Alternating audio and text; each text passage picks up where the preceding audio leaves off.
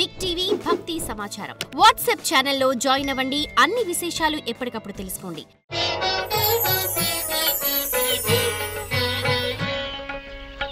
400 సంవత్సరాల క్రితమే విశ్వభవితను చెప్పిన కాలజ్ఞాని వీరబ్రహ్మేంద్ర స్వాముల వారి యొక్క విశేషవంతమైనటువంటి ఉపాసనా ఫలంగా ప్రాచీనమైనటువంటి సంఖ్య మరియు ప్రశ్నాశాస్త్రాన్ని క్రోడీకరించుకొని గోచారవశాత్తు జరుగుతున్నటువంటి ఫలితాలని సౌరమానాన్ని కూడా ప్రామాణికంగా తీసుకుంటూ ఎంతోమంది ప్రసిద్ధమైనటువంటి వ్యక్తుల యొక్క జీవితంలో చోటు చేసుకోబోతున్న విషయాల్ని ముందస్తుగానే కృష్ణమాచార్య చెప్పగలిగారు.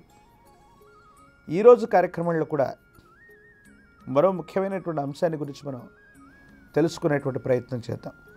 మనందరికీ అపోహలు అపార్థాలు కొన్ని ఉంటూ ఉంటాయి. కొన్ని విషయాల పట్ల భక్తి ఉండొచ్చు, విశ్వాసం ఉండొచ్చు, కానీ మూఢ విశ్వాసాలు ఉండకూడదు.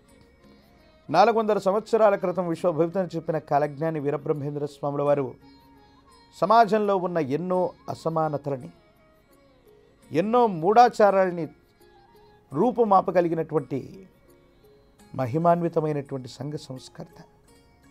గురుదేవుల యొక్క పరంపరలో ఎన్నో మూఢ విశ్వాసాల గురించి చైతన్యం కలిగించాల్సినటువంటి గురుతరమైనటువంటి బాధ్యత కూడా మాలాంటి వాళ్ళ మీద ఉంటుంది.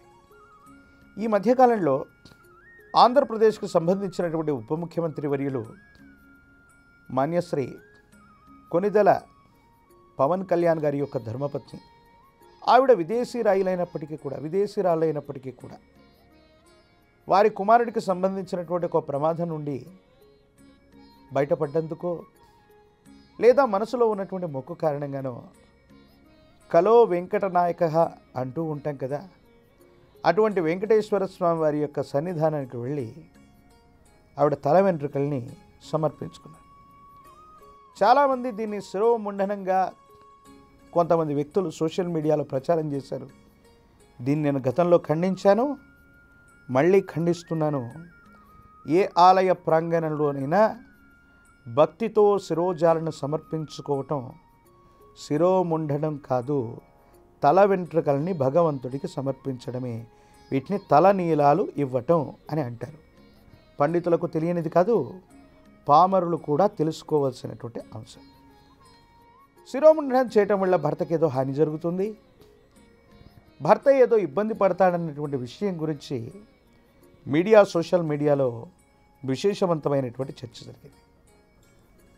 అన్నా లెచినోవా పవన్ కళ్యాణ్ గారి యొక్క సతీమణి తలనీలాలు ఇవ్వటం వల్ల పవన్ కళ్యాణ్ గారి యొక్క జాతకం మీద ఏదైనా ప్రభావం పడనుందా?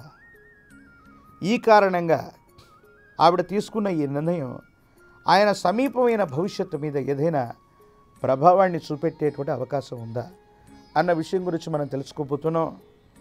ప్రశ్నాశాస్త్రాన్ని అనుసరించిన ప్రతిసారి నేను చెప్పే అంశం, రాహు సంఖ్య అయినటువంటి 4 కానీ కేతు సంఖ్య అయినటువంటి 7 కానీ ప్రత్యేకమైన ఫలితాలను ఇస్తూ ఉంటాయి.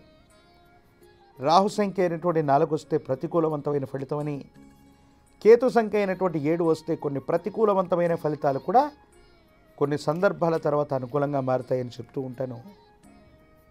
పవన్ కళ్యాణ్ గారి యొక్క జాతకం మీద కానీ వ్యక్తిగతమైనటువంటి భవిష్యత్తు వల్ల కానీ ఈ ఉదంతం వల్ల వెంకటేశ్వర స్వామికి తలని ఇలా అర్పించడం వల్ల ఆయన జీవితంలో ఏదైనా ఇబ్బంది కలగనుందా? శివాయ బ్రహ్మణే నమ, వీరబ్రహ్మేంద్ర స్వామినే నమో నమ. జై వీరబ్రహ్మ జై, గోవిందమాంబజై. వచ్చినటువంటి ఫలితం 4. ప్రశ్నాశాస్త్రాన్ని అనుసరించి ప్రశ్న వేసే ముందే నేను చెప్పినటువంటి అంశం 4 రాహు సంబంధమైన ఫలితం.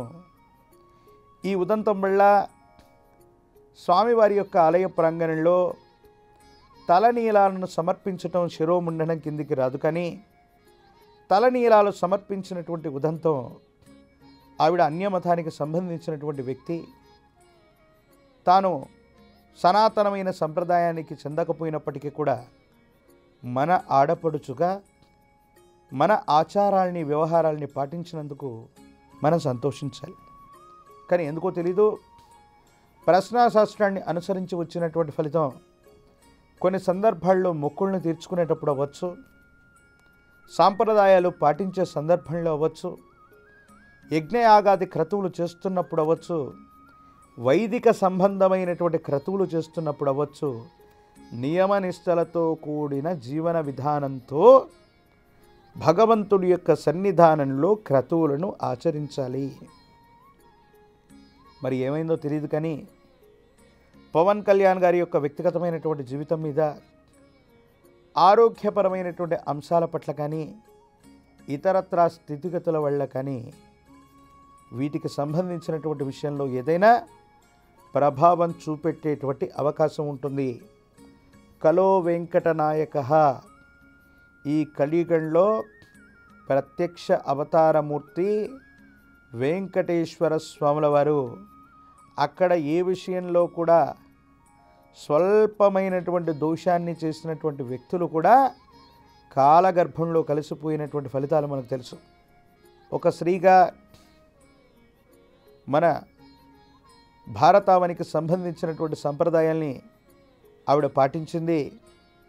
ఇది శిరోముండనం కాదు, ఇది తప్పనిసరిగా ఆవిడ తల నీలాలని సమర్పించడమే. ఈ విషయం గురించి నేను స్పష్టంగా చేశాను, స్పష్టంగా చెప్పడం కూడా జరిగింది. ఉభయ తెలుగు రాష్ట్రాల్లో చాలామంది మహిళలు భర్త ఉండగానే శిరోజాలు సమర్పించటం ఆనవాయితీగా వస్తూ ఉన్నటువంటి సందర్భం. కానీ కొన్ని సందర్భాల్లో భార్యాభర్తలు ఇద్దరూ కూడా వెళ్ళి ఈ క్రతువులో పాల్గొని ఉన్న పవన్ కళ్యాణ్ గారు కూడా స్వామివారి యొక్క సన్నిధానానికి అదే సందర్భంలో సతీ సమేతంగా వెళ్ళి ఉన్న ఇది సరైనటువంటి ఇదేమో. ధర్మశాస్త్రాలు, వేదశాస్త్రాలు, సనాతనమైనటువంటి సంప్రదాయానికి పట్టుకొమ్మలు. మన జీవితంలో జరిగేటువంటి ఎన్నో రకాలైనటువంటి అంశాల్లో ఇలాంటి ఇబ్బందులు వచ్చినప్పుడు వీటిని మనం ప్రామాణికంగా తీసుకుంటూ ఉంటాం. వెంకటేశ్వర స్వామి వారికి ఆగ్రహం కలిగించిందని కాదు, కానీ తాను తలనీలాలు ఇవ్వటం కూడా తప్పు కాదు. కానీ వైదిక ధర్మంతో ధర్మపత్ని సమేతంగా కానీ, సతీ సమేతంగా కానీ మళ్ళీ ఒక్కసారి లక్ష్మీ వెంకటేశ్వర స్వామి వారి యొక్క సన్నిధానానికి పవన్ కళ్యాణ్ గారు వెళ్ళి రావటం వల్ల ఒక దుర్యోగం తొలగిపోతుంది. అనుకూలవంతమైనటువంటి ఫలితాలు తప్పకుండా వచ్చేటువంటి అవకాశం కనపడుతుంది.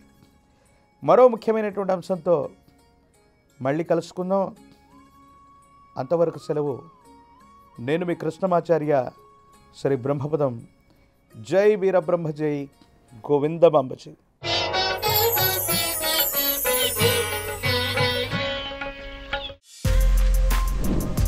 For more videos like this, subscribe Big TV channel.